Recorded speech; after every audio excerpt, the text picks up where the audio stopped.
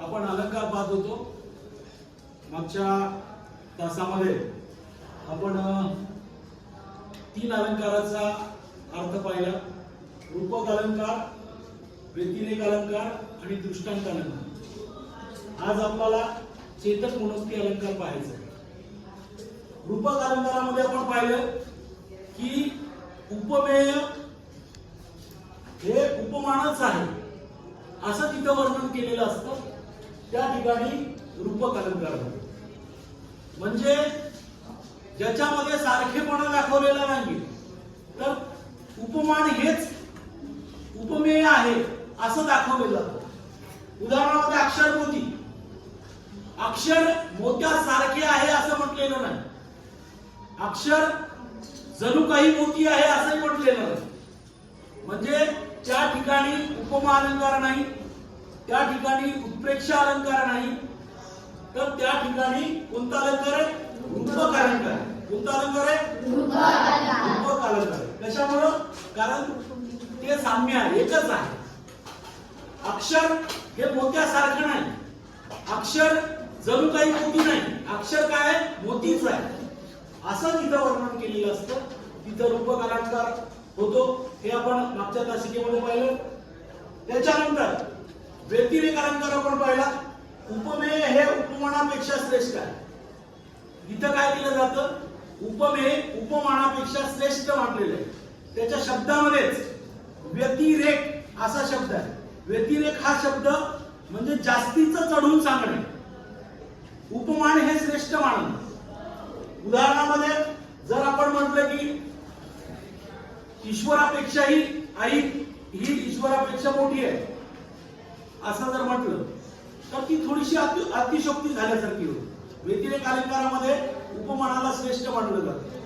उपमानाला श्रेष्ठ कसं आहे? तू माऊलीहून मयाळ, माऊलीपेक्षा मयाळ.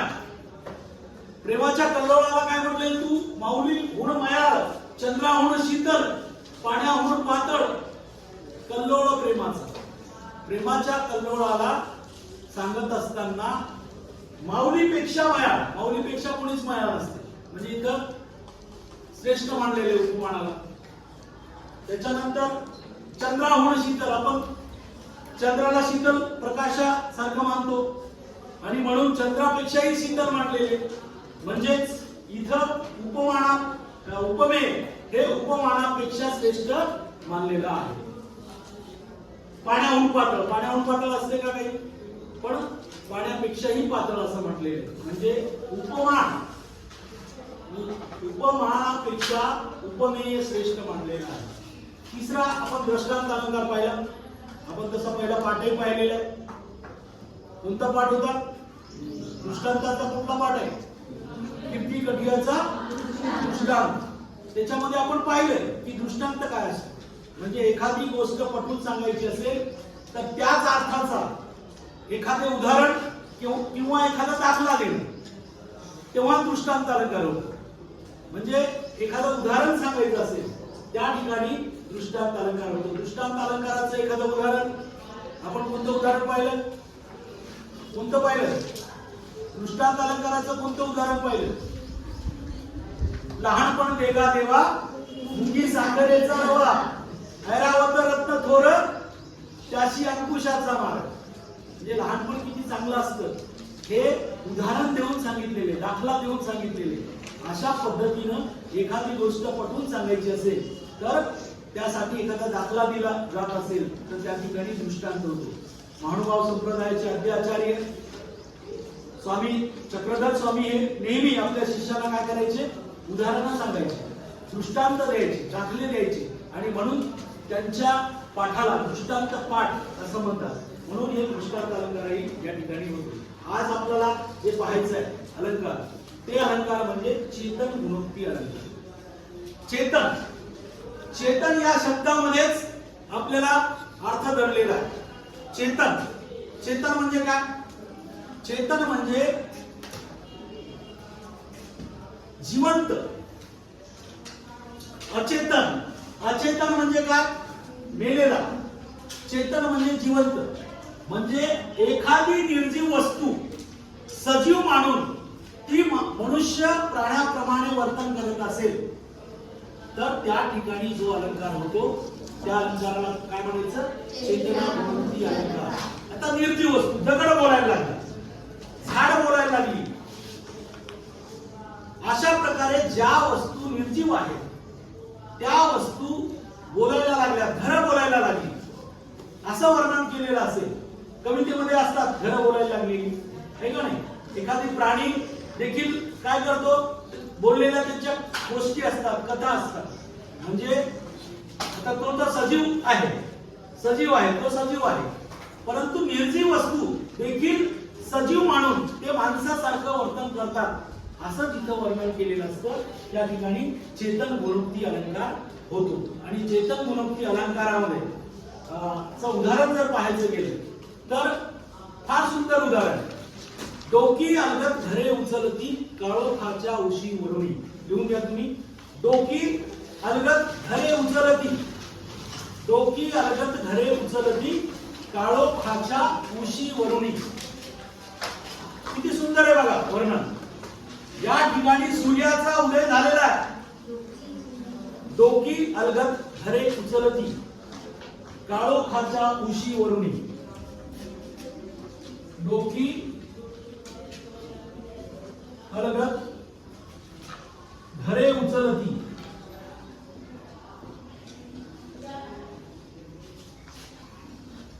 काळोखाच्या उशी वरुणी.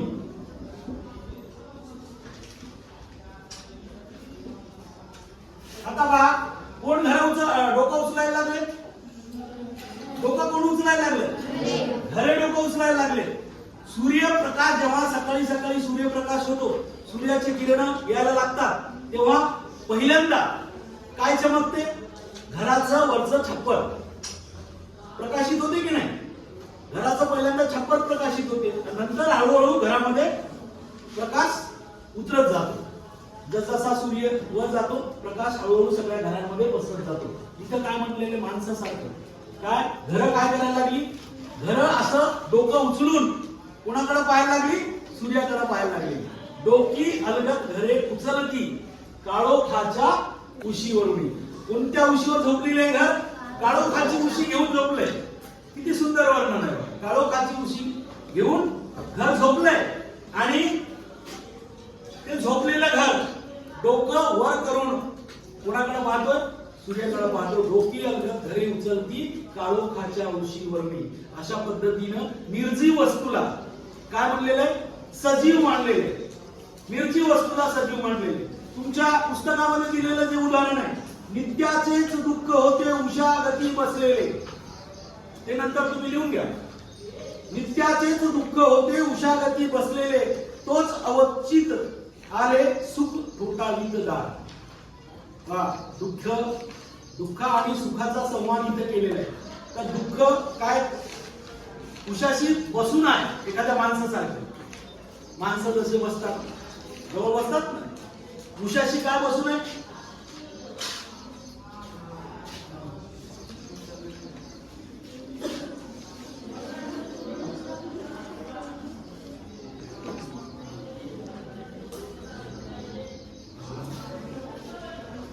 उशाशी काय बसून आहे?